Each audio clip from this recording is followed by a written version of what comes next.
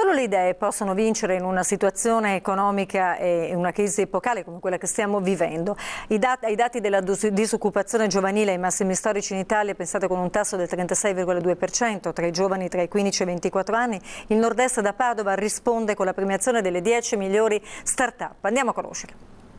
E in tempi d'Italia la sanità pubblica, dall'azienda ospedaliera di Padova, una notizia che dà speranza: le circa 220 persone che soffrono di malattie croniche ai reni da oggi possono fare la dialisi da casa. Vediamo come. Ci separiamo ma solo per qualche istante, linea alla regia per le previsioni del tempo, tra poco. In piazza De Gasperi spuntano i dissuasori metallici antiseduta, l'iniziativa dei residenti e dei commercianti che sperano così di allontanare gli spacciatori che sempre si ritrovano in quella zona, ma ad un anno di distanza in piazza De Gasperi poco o nulla è cambiato. Sentiamo anche le testimonianze.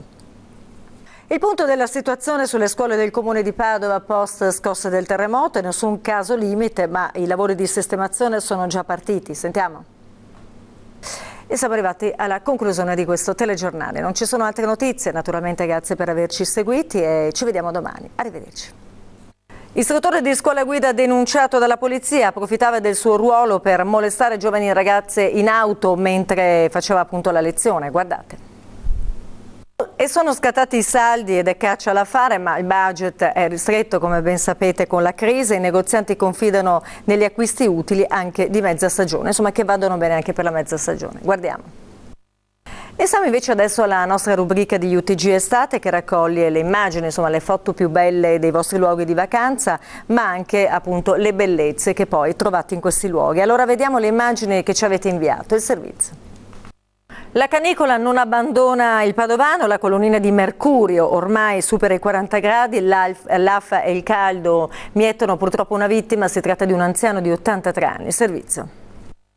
Seconda tappa del Festival Show 2012, la kermesse musicale più importante dell'estate, approdata ieri sera in Prato della Valle a Padova, oltre 30.000 gli spettatori da ogni parte del Veneto, ma vediamo tutte le immagini allora.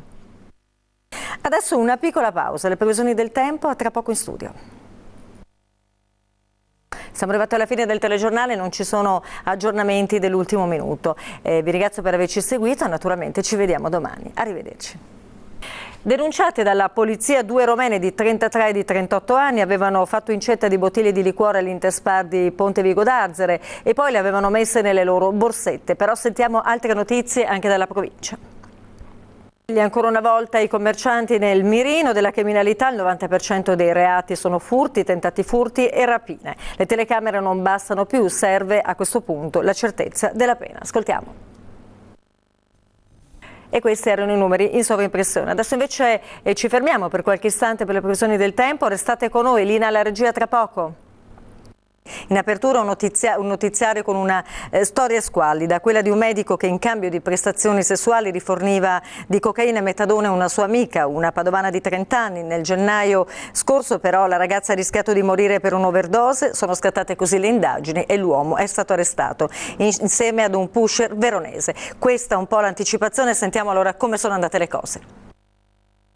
Aveva appena rotto la finestra di una casa in vicolo Magenta, in quartiere Palestro, con un grosso martello. I vicini l'hanno notata, all'opera hanno chiamato il 113. Una donna di 56 anni di Rovereto è stata denunciata per danneggiamenti e possesso di attrezzi da scasso. Però sentiamo anche altre notizie, anche dalla provincia di cronaca naturalmente.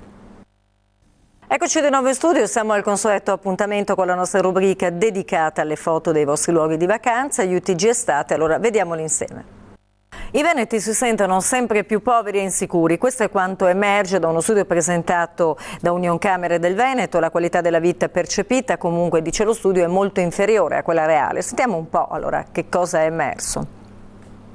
3.000 padovani domani sera alle 20 berranno tutti insieme allo stesso momento uno spritz. Servirà a battere il Guinness dei primati, quello superando il precedente che è stato realizzato da Venezia con 2.657 bevitori di aperitivo. Appuntamento dunque al Parco Appiani in via Marghera durante lo spritz mondiale, possiamo proprio dirlo, se la coleranno fondi per le 1000. Intanto sentiamo come si sta appunto anche preparando per questo evento Padova.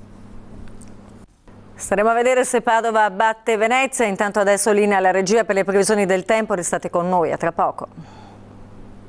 più. Giovedì 26 luglio serrande abbassate nelle 214 farmacie aderenti a Federpharma, aperte naturalmente però solo quelle di turno. Sentite.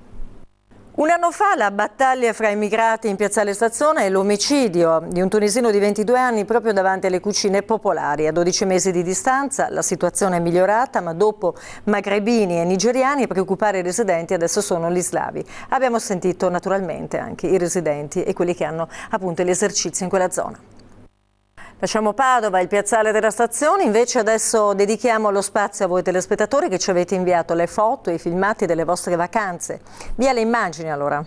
Tra due tunisini e un gruppo di studenti spagnoli qui a Padova con il progetto Erasmus a dare origine al diverbio è stato il rifiuto di una sigaretta chiesta dai magrebini ai ragazzi. Dapprima sono volate botte e spintoni, poi i due tunisini sono tornati armati di bottiglie rotte. Ad avere la peggio è stata una studentessa di 23 anni che non aveva avuto in alcun modo preso parte appunto al diverbio e che era stata colpita al volto, riportando così uno sfregio al labbro e la rottura di alcuni denti per le percosse. Proprio la giovane ha sporto denuncia ai carabinieri di Prato della Valle che sono risaliti poi ai due magrebini e che sono stati denunciati. E adesso ci separiamo solo per qualche istante, le previsioni del tempo. Linea alla regia, tra poco in studio.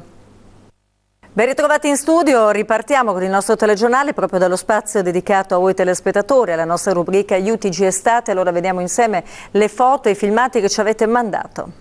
E ora la cronaca, quando è arrivata la merce con il furgone del Corriere, un truffatore ha convinto la commessa di un negozio di abbigliamento di via San Fermo che la merce era sbagliato, il carico era sbagliato e che sarebbe poi tornato poco dopo con le scatole giuste. Invece è sparito con 20.000 euro in articoli. Questa non è l'unica notizia, altre di cronaca anche dalla provincia. Invece adesso parliamo di sport, ma un evento davvero molto particolare alla vigilia della partenza per le Olimpiadi di Londra, emozioni e aspettative del padovano Ruggero Pertile, l'unico azzurro che parteciperà alla maratona è appunto prevista, fissata per il 12 agosto, lo abbiamo intervistato, sentiamo da lui allora l'emozione.